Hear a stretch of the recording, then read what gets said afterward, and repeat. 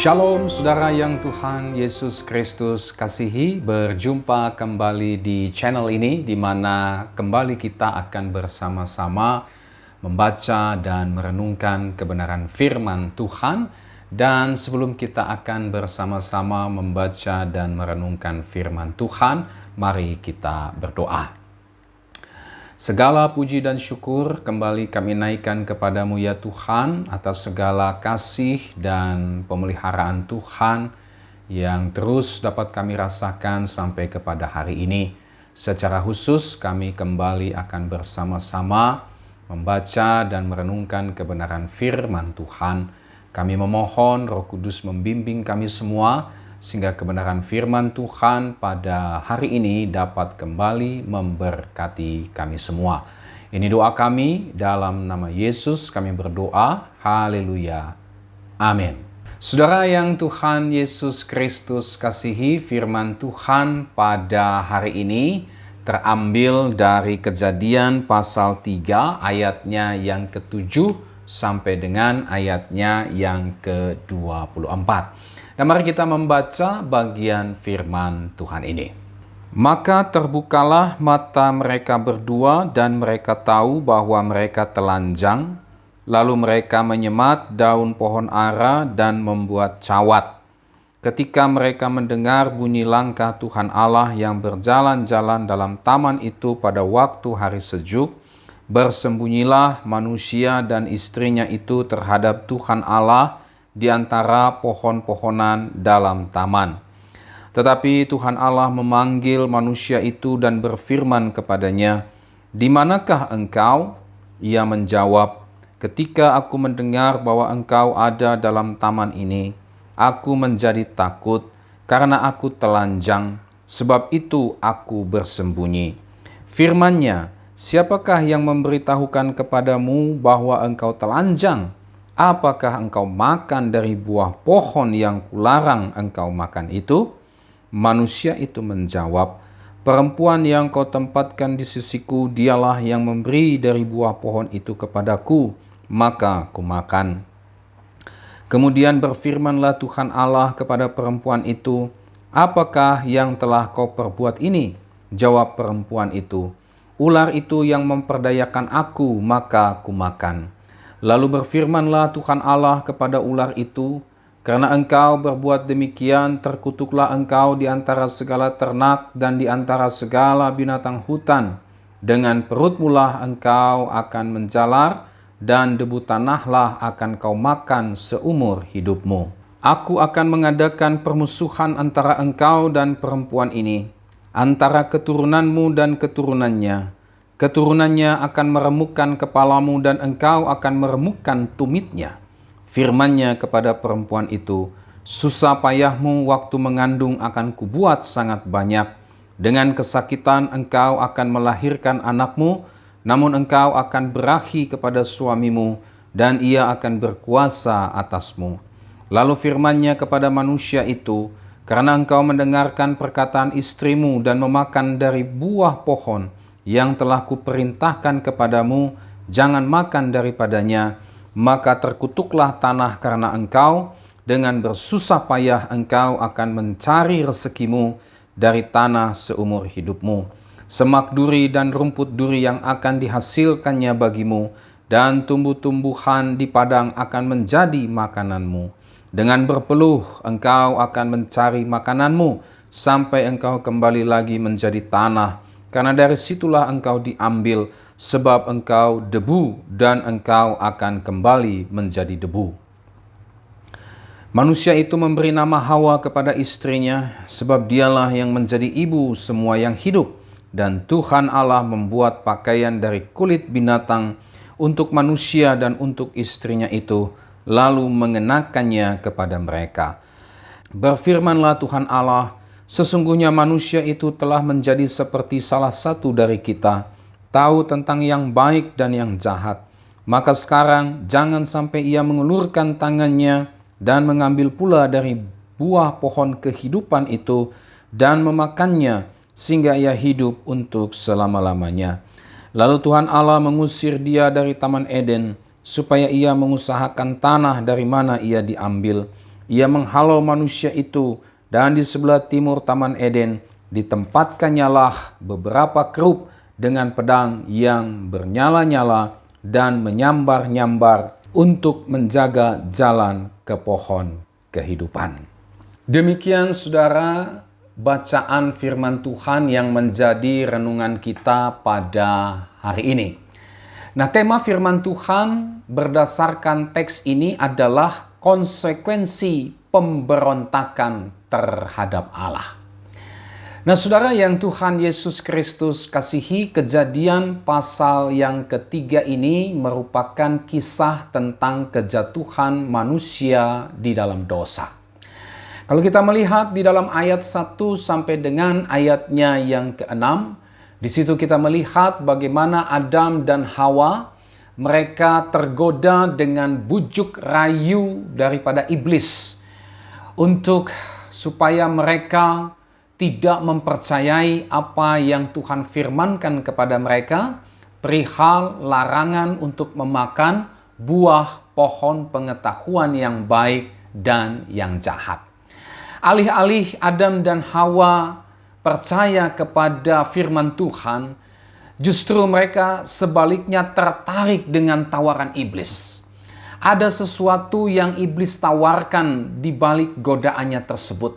Sesuatu yang menjanjikan keadaan di mana mereka bisa menjadi sama seperti Allah. Ya, sebuah tawaran di mana mereka pada akhirnya tidak perlu lagi bergantung kepada Allah. Sebuah tawaran di mana mereka memiliki hak sepenuhnya atas kehidupan mereka. Sebuah tawaran di mana mereka bisa menentukan apa yang terbaik bagi diri mereka sendiri tanpa harus bergantung lagi kepada Allah. Nah, rupanya tawaran iblis ini saudara menarik Hawa dan juga Adam sehingga pada akhirnya mereka mengambil keputusan secara sadar untuk mempercayai tawaran godaan iblis, dan Alkitab mencatat justru mereka jatuh ke dalam dosa. Apa yang menjadi tawaran, apa yang menjadi godaan iblis saudara, ternyata tidak seperti apa yang mereka harapkan, tidak seperti apa yang dijanjikan oleh iblis. Justru pemberontakan mereka, ketidaktaatan mereka, ketidakpercayaan mereka terhadap Allah mendatangkan sebuah konsekuensi yang sangat-sangat serius, mendatangkan konsekuensi yang menentukan hidup dan mati mereka. Nah, apa yang kita bisa lihat saudara dari teks ini ketika berbicara tentang konsekuensi pemberontakan terhadap Allah? Konsekuensi apa yang harus diterima oleh Adam dan Hawa ketika mereka mengambil keputusan untuk memberontak terhadap Allah? Konsekuensi apa yang harus mereka tanggung di sepanjang kehidupan mereka ketika mereka secara sadar mengambil keputusan untuk tidak mempercayai Allah dengan firman-Nya. Nah, mari kita lihat satu persatu konsekuensi yang harus ditanggung oleh Adam dan Hawa pada saat mereka memberontak terhadap Allah.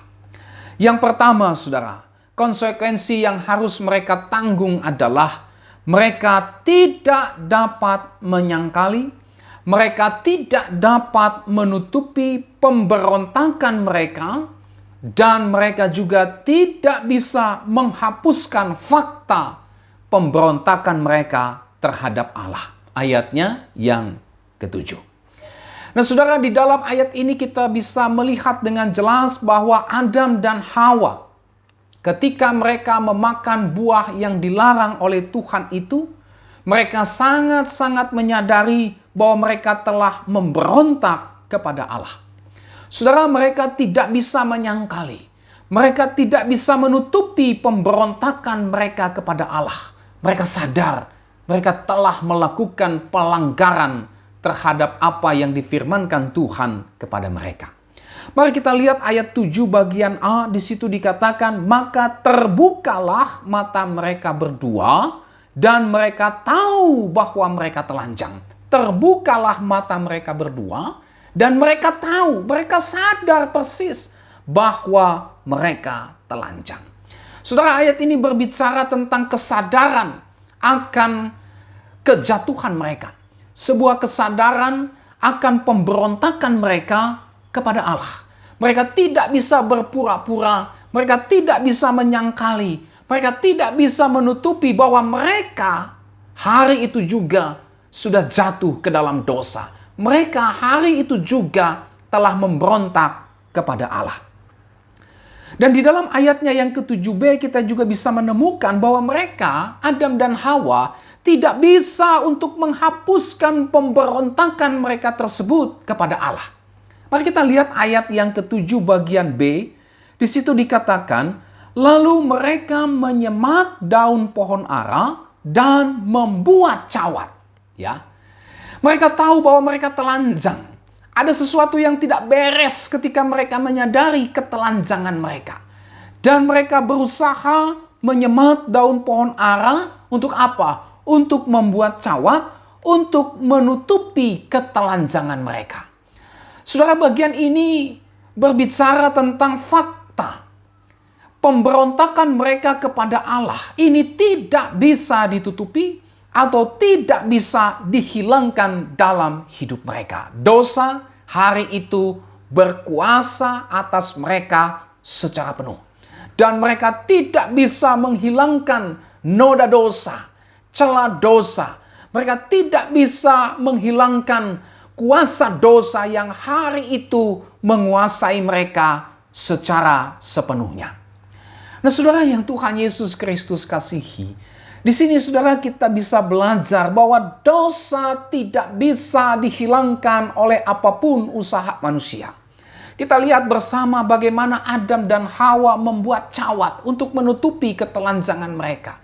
Ini merupakan sebuah gambaran daripada usaha manusia untuk menutupi keberdosaan mereka. Segala usaha manusia untuk menghilangkan keberdosaan mereka. Cawat yang mereka buat ya, entah itu ajaran agama, entah itu amal baik, entah itu perbuatan-perbuatan yang mendatangkan kebajikan. Semua ini saudara tidak bisa menutupi fakta, tidak bisa menghilangkan status mereka sebagai orang berdosa. Usaha manusia untuk menutupi keberdosaannya dengan membuat cawat, saudara. Semua itu tidak bisa membenarkan diri mereka di hadapan Allah. Konsekuensi yang mereka harus tanggung akibat pemberontakan kepada Allah ini mendatangkan konsekuensi yang sangat serius. Dosa pada akhirnya sedemikian berkuasa dalam kehidupan mereka. Dosa pada akhirnya berkuasa sepenuhnya atas hidup manusia sehingga saudara, manusia mustahil, tidak mungkin dia bisa terlepas dari dosa. Tidak mungkin dia bisa menghilangkan dosanya dengan segala usaha dan kekuatannya sendiri. Dengan berusaha untuk melakukan amal baik. Dengan berusaha untuk melakukan perbuatan kebajikan. Dengan berusaha untuk melakukan semua ajaran agama. Semua itu tidak bisa menghilangkan keberdosaan mereka. Semua itu tidak bisa menyucikan mereka dari dosa-dosa mereka. Tidak bisa membersihkan, membasuh, atau melepaskan manusia dari dosa. Ya. Nah, ini konsekuensi yang pertama yang kita bisa lihat dari pemberontakan manusia terhadap Allah. Dosa menguasai kehidupan manusia dan manusia tidak berdaya untuk bisa melepaskan dirinya dari dosa. Bahkan dengan amal perbuatan, dengan kebajikan, dengan menjalankan seluruh ajaran agama, semua itu tidak bisa membersihkan manusia yang berdosa dari dosa dan pemberontakan mereka. Konsekuensi yang kedua, saudara, yang kita bisa lihat dari bagian firman Tuhan ini adalah relasi mereka dengan Allah telah terputus. Nah, konsekuensi dari pemberontakan Adam dan Hawa terhadap Allah ini telah membuat relasi atau persekutuan mereka dengan Allah menjadi hancur. Konsekuensi dari pemberontakan Adam dan Hawa terhadap Allah ini telah membuat persekutuan mereka dengan Allah menjadi terputus. Nah, saudara, kita akan lihat seperti apa bentuk putusnya relasi mereka dengan Allah. Seperti apa hancurnya persekutuan atau rusaknya, putusnya persekutuan mereka dengan Allah yang kita bisa lihat di dalam teks ini. Yang pertama, saudara, ayat 8 sampai dengan ayat yang ke-10. Mereka mengalami rasa takut dan malu. Ini salah satu bukti, salah satu ciri putusnya relasi mereka, putusnya persekutuan mereka dengan Allah. Apa itu? Mereka mengalami rasa takut. Mereka mengalami rasa malu. Dulu, sebelum mereka jatuh dalam dosa. Dulu, sebelum mereka memberontak terhadap Allah, mereka sama sekali tidak mengalami ketakutan. Mereka sama sekali tidak mengalami rasa malu. Tetapi pada hari mereka memberontak terhadap Allah, konsekuensi yang mereka terima, relasi mereka dengan Tuhan hancur dan terputus. Dan itu ditandai dengan apa? Mengalami rasa takut dan malu. Saudara, ketika Adam dan Hawa mendengar bunyi langkah Tuhan Allah, Alkitab mencatat, mereka menjadi ketakutan dan mereka kemudian lari bersembunyi di antara pohon-pohon. Adam dan Hawa takut. Adam dan Hawa malu untuk berjumpa dengan Allah sebelum mereka memberontak kepada Allah. Persekutuan mereka begitu intim dengan Allah. Tidak ada rasa takut, tidak ada rasa malu. Suara bunyi langkah Allah yang mereka dengar adalah sebuah kesukaan bagi mereka. Tetapi saudara, pada hari mereka memberontak kepada Allah, pada hari mereka tidak mau percaya kepada firman Tuhan, ya, pemberontakan mereka tersebut telah merusak dan menghancurkan relasi mereka dengan Allah. Derap langkah kaki Allah yang mereka dengar bukan lagi menjadi sebuah kesukaan bagi mereka, tetapi menjadi sebuah ketakutan bagi mereka. Mereka takut berjumpa dengan Allah. Pemberontakan mereka kepada Allah telah menghasilkan ketakutan, kegentaran, saudara, kengerian bagi Adam dan Hawa, sehingga mereka berusaha untuk lari. Mereka berusaha untuk menjauhi Allah dan mereka berusaha untuk bersembunyi dari Allah. Ya. Ini bentuk daripada rusaknya atau putusnya relasi mereka dengan Allah. Mereka mengalami rasa takut dan malu. Yang kedua, saudara, mereka menolak mengakui pemberontakan mereka. Ayat 11 sampai dengan ayat yang ke-13. Waktu Tuhan bertanya apakah mereka telah melanggar perintahnya, ya, bukannya mereka mengaku bahwa mereka telah melanggar, bahwa mereka telah memberontak kepada firman Tuhan, tetapi di situ kita bisa melihat mereka justru menolak untuk jujur mengakui pemberontakan mereka kepada Allah. Ya, alih-alih jujur mengakui pemberontakan mereka, mereka justru berusaha untuk membenarkan diri mereka sendiri. Mereka berusaha untuk menutupi kesalahan dan pelanggaran mereka, saudara. Nah, penolakan mereka untuk mengakui pemberontakan mereka tersebut dinyatakan dalam dua bentuk, saudara. Ya. Yang pertama, usaha mereka untuk tidak mau mengakui pemberontakan mereka kepada Allah adalah mereka saling mempersalahkan. Mari kita baca di dalam ayatnya yang ke-11 sampai dengan ayatnya yang ke-12. Di situ kita bisa melihat ketika Tuhan bertanya kepada Adam, "Adam, apakah kau melanggar perintah yang telah kusampaikan kepadamu?" Seharusnya Adam mengakui, "Iya Tuhan, aku telah melanggar. Iya Tuhan, aku telah berdosa." Tetapi bukannya mengakui pelanggarannya, Adam berusaha untuk membenarkan diri, Adam menolak untuk mengakui pemberontakannya. Dia justru malah mempersalahkan istrinya. Dia justru malah mempersalahkan Hawa. Mari kita lihat ayat 11 sampai 12. Di situ dicatat, firman-Nya, "Siapakah yang memberitahukan kepadamu bahwa engkau telanjang? Apakah engkau makan dari buah pohon yang kularang engkau makan itu?" Manusia itu menjawab, "Perempuan yang kau tempatkan di sisiku, dialah yang memberi dari buah pohon itu kepadaku, maka ku makan." Perhatikan kalimat, "Perempuan yang kau tempatkan di sisiku, dialah yang memberi dari buah pohon itu kepadaku, maka ku makan." Ya. Adam, apakah kau melanggar firman yang kusampaikan? Itu perempuan itu Tuhan. Gara-gara perempuan itu, maka aku makan buah itu. Dia mempersalahkan istrinya, saudara. Demikian pula dengan Hawa. Di dalam ayat yang ke-13 kita menemukan di situ bagaimana Hawa mempersalahkan ular. Waktu Tuhan tanya kepada Hawa, Hawa, apakah engkau melanggar perintah yang kusampaikan kepadamu? Apa jawab Hawa? Hawa berkata, kemudian berfirmanlah Allah kepada perempuan itu, apakah yang telah kau perbuat ini? Jawab perempuan itu, ular itu yang memperdayakan aku, maka aku makan. Saudara, dosa sudah sedemikian menguasai Adam dan Hawa. Dosa pada akhirnya justru membuat mereka terus memberontak kepada Tuhan. Setelah mereka tidak mau taat kepada firman Tuhan, mereka juga menolak untuk mengakui pemberontakan mereka kepada Tuhan. Begitu dahsyatnya pemberontakan mereka, sehingga mereka tidak mau mengakui secara jujur dan terbuka akan kesalahan mereka, akan dosa dan pemberontakan mereka kepada Tuhan, tapi malah mereka saling mempersalahkan satu dengan yang lain. Yang kedua, saudara, wujud pemberontakan mereka berupa menolak untuk mengakui apa yang menjadi dosa dan pelanggaran mereka. Selain mereka tadi saling mempersalahkan, di sini juga kita melihat ada malah juga mempersalahkan Allah. Ya. Kita bisa lihat itu di dalam ayatnya yang ke-11 sampai 12. Saya baca lagi. Firman-Nya, siapakah yang memberitahukan kepadamu bahwa engkau telanjang? Apakah engkau makan dari buah pohon yang kularang engkau makan itu? Perhatikan jawab Adam.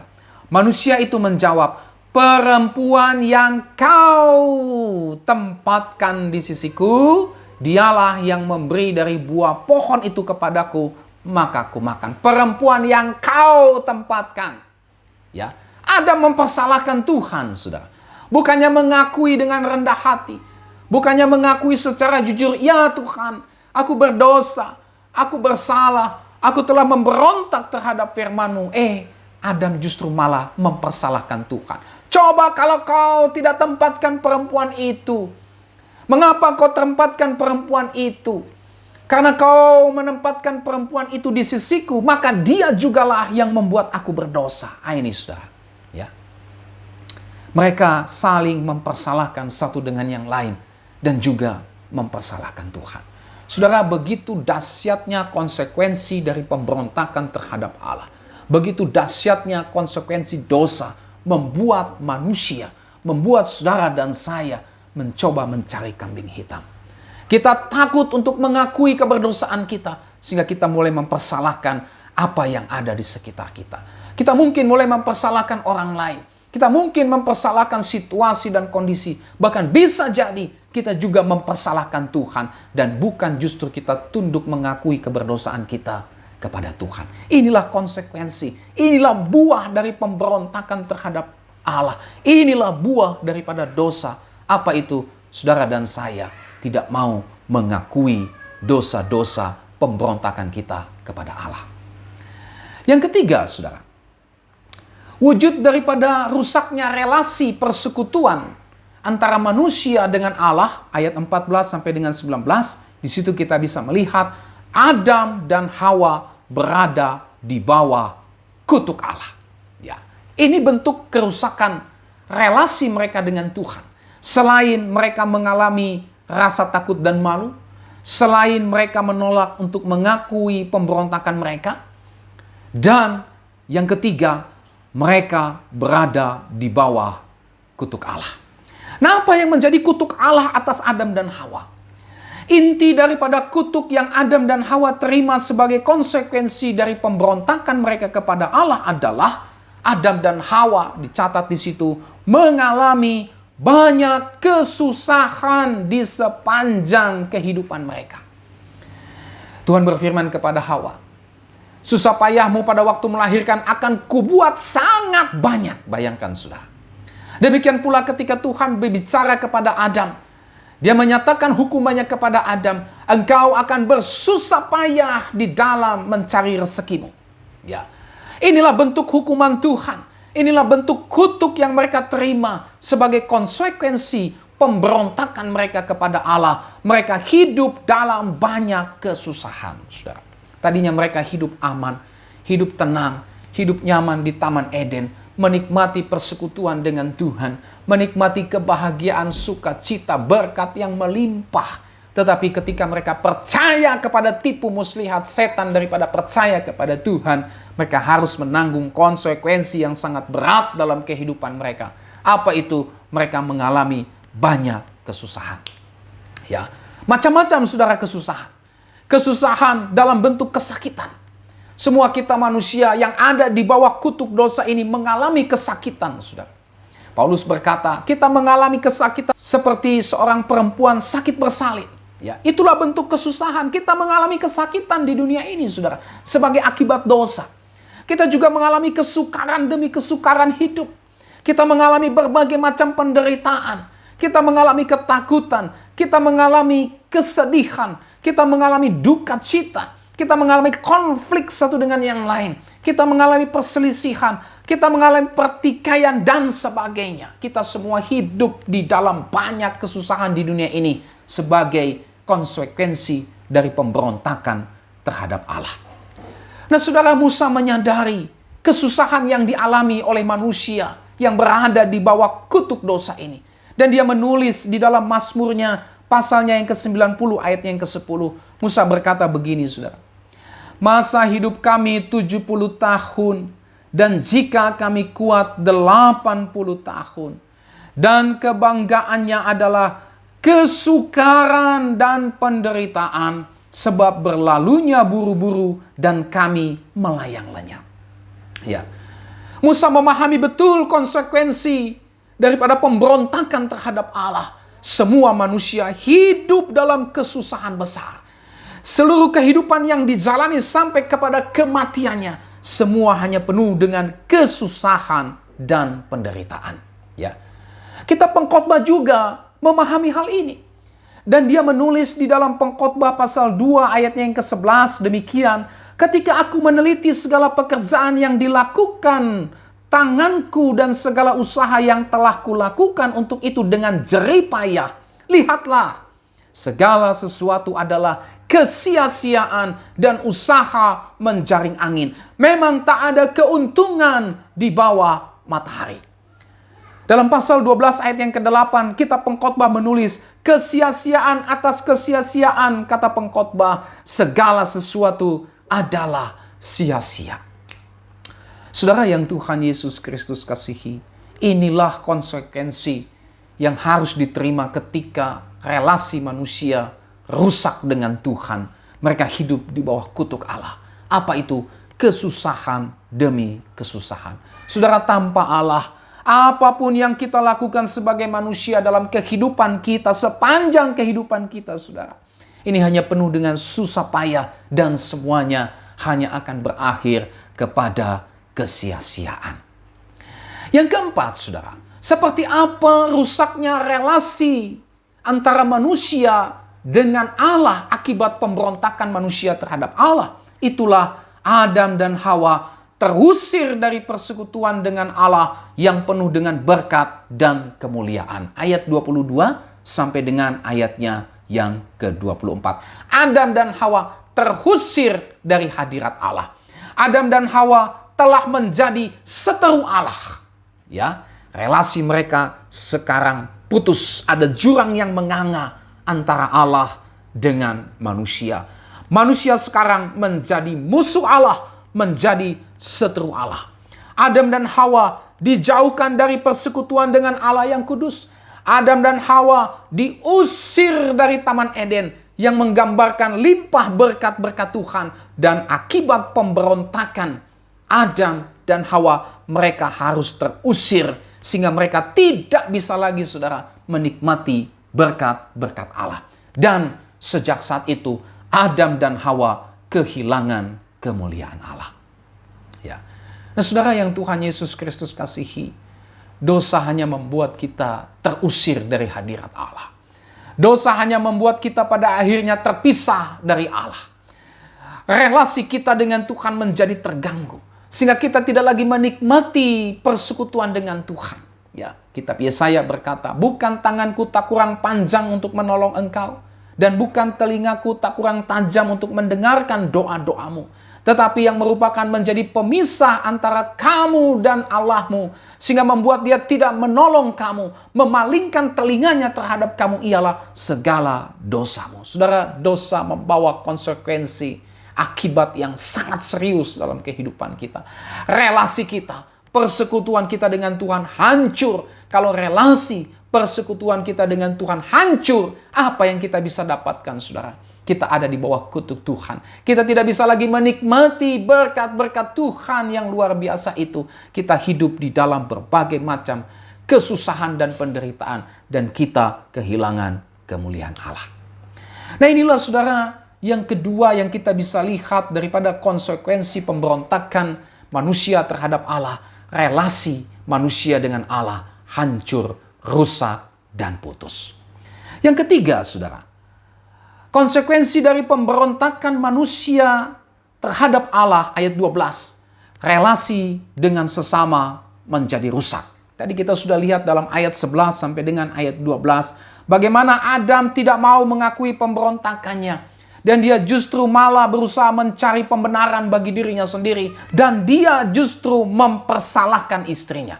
Perempuan yang kau tempatkan di sisiku, dialah yang membuat aku memakan buah dari pohon yang terlarang itu. Ya. Relasi Adam dengan istrinya menjadi rusak. Ya.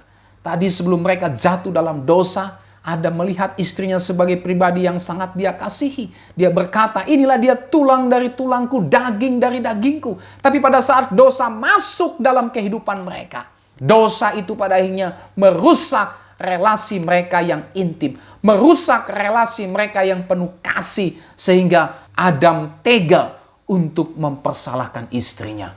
Adam tega mengkambing hitamkan istrinya. Adam tega mempersalahkan istrinya. Semua itu terjadi karena apa? Karena dosa.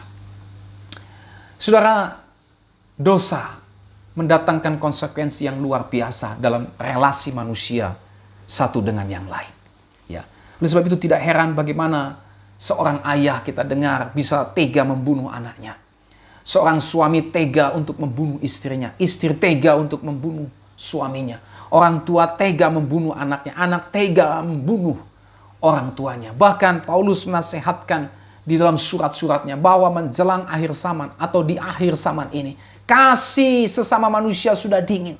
Sehingga satu dengan yang lain saling mempersalahkan, satu dengan yang lain saling mengucilkan, satu dengan yang lain saling membinasakan. Ya. Ada istilah yang mengatakan manusia adalah serigala terhadap sesamanya. Manusia saling memangsa satu dengan yang lain. Manusia saling menyingkirkan satu dengan yang lain. Bahkan manusia tidak segan-segan untuk saling membinasakan satu dengan yang lain. Kenapa? Dosa merusak relasi mereka dengan sesamanya. Nah, saudara yang Tuhan Yesus Kristus kasihi, inilah konsekuensi-konsekuensi yang harus manusia terima. Yang harus Adam dan Hawa terima sebagai akibat pemberontakan mereka kepada Allah. Begitu sangat beratnya konsekuensi yang harus manusia tanggung. Oleh karena akibat pemberontakan mereka kepada Allah, sehingga membuat manusia sama sekali tidak berdaya terhadap konsekuensi yang harus mereka terima tersebut. Membuat manusia tidak berdaya untuk bisa melepaskan diri dari semua konsekuensi yang mereka tanggung tersebut.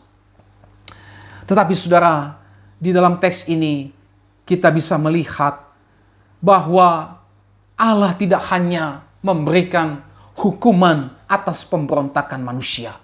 Di dalam teks ini kita juga bisa melihat bahwa Allah tidak hanya menyatakan keadilan dan kekudusannya kepada manusia yang telah memberontak kepadanya.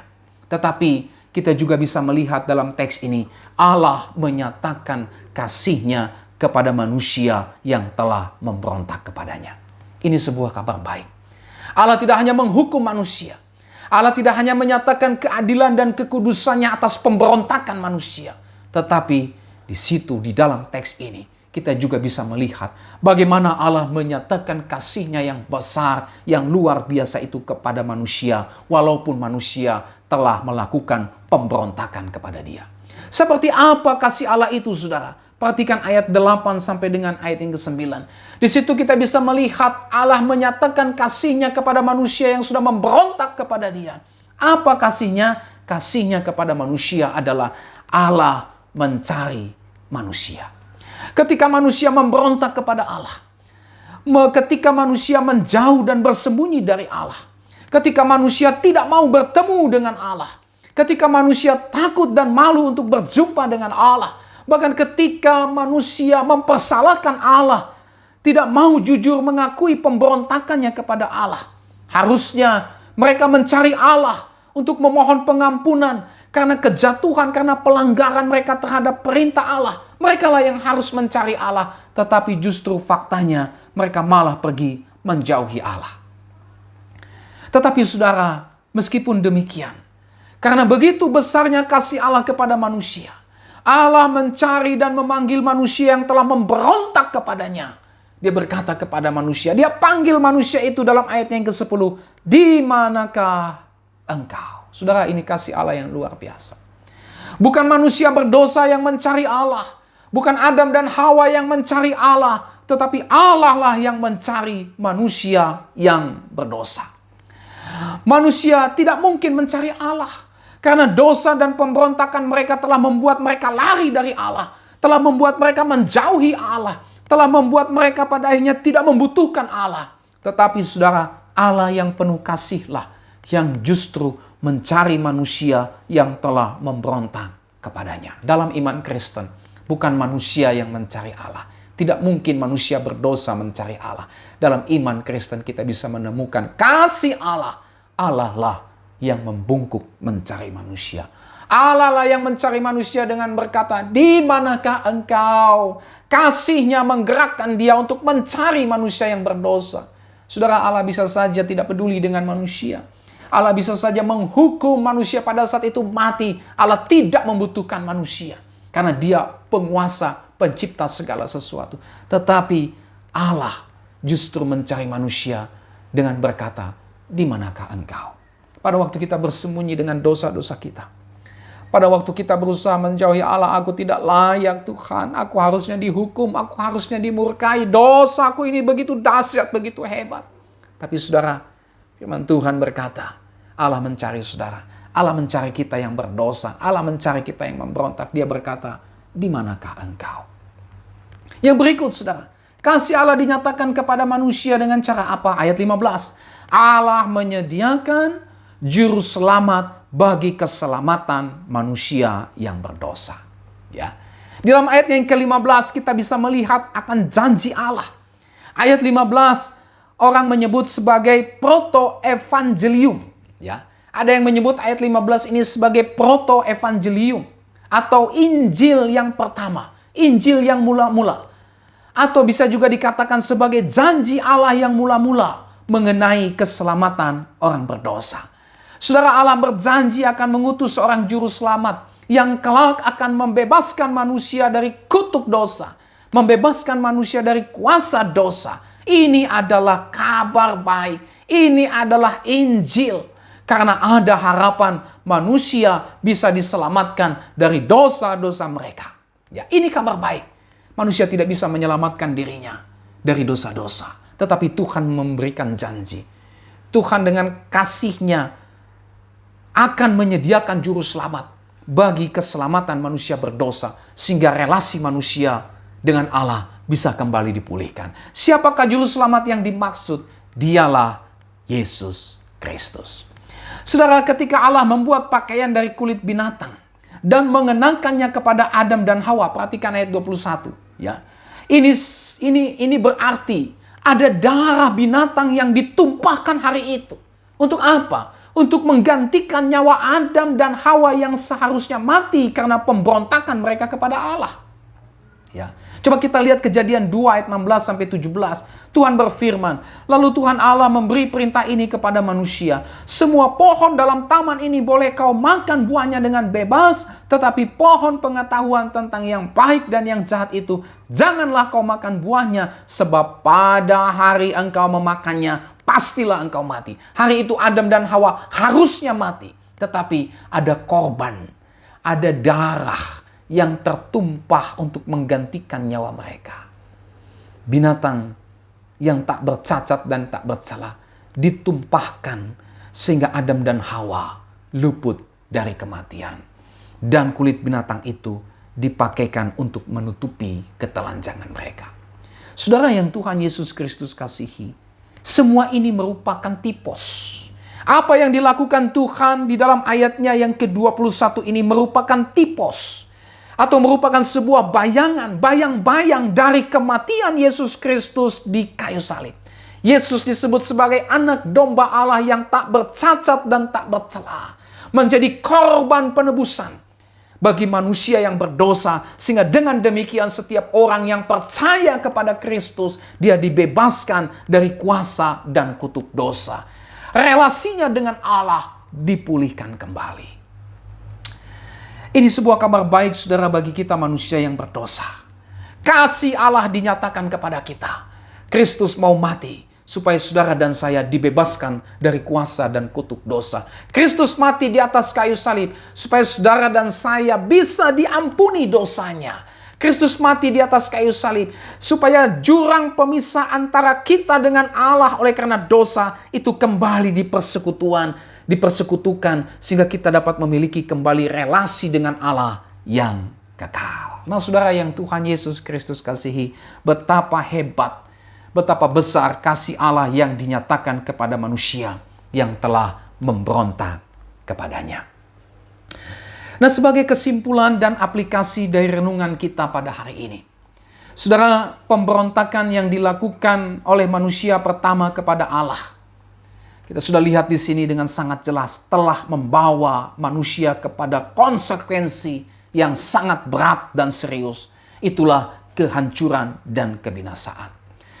Konsekuensi dari pemberontakan manusia terhadap Allah membuat manusia terpisah dari Allah. Membuat manusia berada di bawah kutuk Allah. Membuat relasi manusia dengan sesamanya menjadi rusak. Dan manusia tidak bisa melepaskan diri dari semua konsekuensi tersebut dengan segala usaha dan upayanya. Dosa dan pemberontakan kepada Allah ini sudah mendatangkan konsekuensi yang sangat buruk, mendatangkan konsekuensi yang begitu fatal bagi kehidupan manusia, konsekuensi yang menentukan hidup dan mati manusia. Tetapi saudara, ada kabar baik bagi itu semua. Allah yang penuh kasih, dia justru mencari manusia yang telah memberontak kepadanya. Allah yang penuh kasih merancangkan keselamatan kekal bagi manusia yang telah jatuh ke dalam dosa tersebut. Allah mempersiapkan dan mengutus seorang juru selamat yang akan menyelamatkan manusia dari dosa-dosa mereka. Dan juru selamat itu adalah Tuhan Yesus Kristus. Ya. Di dalam Matius 1 ayat 21 kita bisa melihat waktu kelahirannya malaikat berkata, dia akan melahirkan anak laki-laki dan engkau akan menamakan dia Yesus. Mengapa dinamakan Yesus? Karena dialah yang akan menyelamatkan umatnya dari dosa mereka. Yesus Kristus ditentukan oleh Allah untuk menyelamatkan saudara dan saya yang sudah hancur, yang sudah rusak oleh karena dosa. Tuhan Yesus sendiri mengatakan dalam Lukas 19 ayat 10, sebab anak manusia datang untuk mencari dan menyelamatkan yang hilang. Apa yang terjadi di Taman Eden? Allah mencari manusia. Itu juga terjadi di dalam pribadi Kristus. Allah mencari manusia. Anak manusia datang, Yesus Kristus datang ke dalam dunia ini untuk apa? Untuk mencari dan menyelamatkan orang berdosa.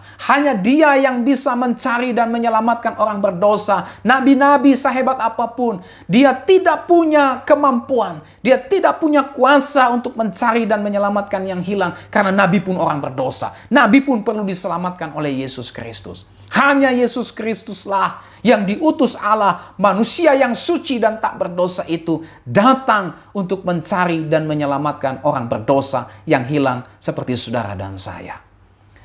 Oleh sebab itu, saudara yang Tuhan Yesus Kristus kasihi, aplikasinya bagi kita. Yang pertama, hanya Yesus Kristus yang bisa membebaskan saudara dan saya dari kuasa dan kutuk dosa. Amal baik kita, semua ajaran agama yang kita lakukan, Perbuatan saleh kita tidak bisa menyucikan kita dari dosa-dosa kita. Tidak bisa membebaskan kita dari dosa. Tidak bisa membenarkan kita di hadapan Allah. Tidak bisa pada akhirnya menguduskan kita, menyucikan kita dari dosa. Tidak bisa, saudara. Hanya Yesus Kristus.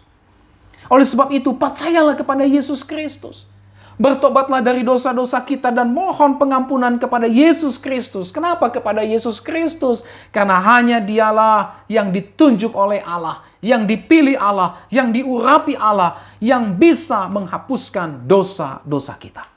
Saudara, tidak ada yang bisa membebaskan kita dari dosa-dosa kita selain hanya Yesus Kristus. Firman Tuhan berkata dalam 1 Yohanes 1 ayat 9, jika kita mengaku dosa kita, maka Ia adalah setia dan adil, sehingga Ia akan mengampuni segala dosa kita dan menyucikan kita dari segala kejahatan. Siapa Ia yang dimaksud? Itulah Yesus Kristus. Saudara, tidak ada dosa yang tidak bisa diampuni kalau kita mau bertobat dan percaya kepada Yesus Kristus.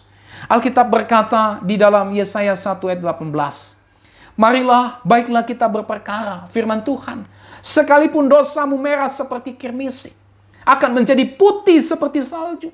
Sekalipun berwarna merah seperti kain kesumba, akan menjadi putih seperti bulu domba. Luar biasa anugerah yang Tuhan berikan kepada kita para pendosa ini. Allah bisa mengubah kehidupan kita, sehingga kita menjadi suci, sehingga kita menjadi bersih di hadapan Allah. Semua itu bukan karena usaha kita, bukan karena perbuatan baik kita. Apa yang kita bisa lakukan sebagai orang berdosa? Tidak mungkin sesuatu yang suci keluar dari kita yang cemar, yang rusak, yang najis oleh karena dosa. Hanya Kristus yang bisa menyucikan, yang bisa mengampuni dosa-dosa kita, yang bisa memulihkan relasi kita dengan Tuhan. Sebesar apapun dosamu, ya, darah Kristus sanggup untuk menyucikan saudara. Ketika saudara mau percaya kepada Yesus Kristus. Yang kedua, saudara, dari bagian ini kita bisa belajar. Hati-hatilah supaya kita jangan terlena dengan setiap godaan dosa. Kristus sudah membebaskan kita dari dosa-dosa kita. Kristus sudah mengampuni dosa-dosa kita. Oleh sebab itu, mari, hendaklah kita jangan lagi berbuat dosa. Alkitab telah mengajarkan kepada kita dengan jelas, dengan terang benderang. Kita sudah lihat bagian firman Tuhan ini dengan jelas, dengan terang bahwa dosa membawa konsekuensi yang serius dalam hidup kita. Dosa tidak membawa saudara kepada kebahagiaan. Dosa tidak membawa saudara kepada kehidupan yang kekal. Dosa membawa saudara masuk ke dalam neraka. Dosa membawa saudara kepada kehancuran hidup. Oleh sebab itu, saudara, hati-hati. Jangan lagi kita terpikat dengan godaan dosa, semanis apapun godaan dosa. Ya, mari kita lawan. Mari kita tolak setiap keinginan dosa. Sekali lagi, mengapa? Karena dosa hanya menyengsarakan hidup saudara dan saya. Oleh sebab itu, saudara, tetaplah percaya pada firman Tuhan. Dan jadikan firman Tuhan sebagai pedang roh untuk melawan setiap godaan dosa. Kiranya firman Tuhan ini menjadi berkat bagi saudara. Mari kita berdoa. Terima kasih Tuhan untuk firman-Mu. Kami belajar akibat dosa dari Kejadian pasal 3 ayat 7 sampai 24. Ketika kami merenungkan Tuhan, betapa dahsyatnya Tuhan konsekuensi dari dosa atau pemberontakan kami kepada Tuhan. Dosa tidak membuat kami bahagia. Dosa justru menyengsarakan dan menghancurkan kehidupan kami. Bukan hanya di dunia ini, tetapi juga di dalam kekekalan. Kami terpisah dari kasih Allah. Kami berada di bawah kutuk dan kuasa dosa. Kami binasa selama-lamanya di dalam neraka oleh karena dosa. Oh Tuhan, biarlah ini menjadi sebuah peringatan bagi kami, agar kami jangan lagi berbuat dosa. Oleh sebab itu doa hamba-Mu Tuhan, biarlah setiap saudara yang mendengarkan firman ini, yang mau bertobat dan percaya kepada Kristus, mereka datang dan percaya kepada Kristus, bahwa Kristus sanggup untuk memulihkan kehidupan mereka. Kristus sanggup untuk menyucikan mereka. Kristus sanggup untuk memulihkan relasi mereka dengan Tuhan. Relasi mereka dengan sesama mereka. Oh Tuhan, doa hamba-Mu, jangan biarkan umat-Mu bersikeras dengan dosa yang disimpan dalam hati. Karena dosa tidak membawa manfaat, tapi justru dosa membawa malapetaka. Oleh sebab itu, biarlah setiap orang yang mendengarkan video ini, yang mendengarkan khotbah ini di jamaah Tuhan, sehingga tidak mau lagi main-main dengan dosa, tapi boleh meninggalkan dosa, bertobat dan percaya kepada Yesus. Karena ketika kami tinggalkan dosa, percaya kepada Kristus, maka hidup kami bahagia, hidup kami dipulihkan Tuhan, hidup kami mengalami damai sejahtera, hidup kami mengalami kesukacitaan, damai sejahtera di dalam Tuhan. Oleh sebab itu doa hamba-Mu berkati semua saudara-saudara kami yang mendengar firman-Mu ini. Biarlah kami semua hidup dalam kekudusan Tuhan. Terima kasih, berkati kami semua Tuhan yang sudah mendengarkan firman-Mu ini. Dalam nama Yesus kami berdoa. Amin. Baik saudara, sampai kita berjumpa kembali. Tuhan Yesus memberkati saudara dan shalom.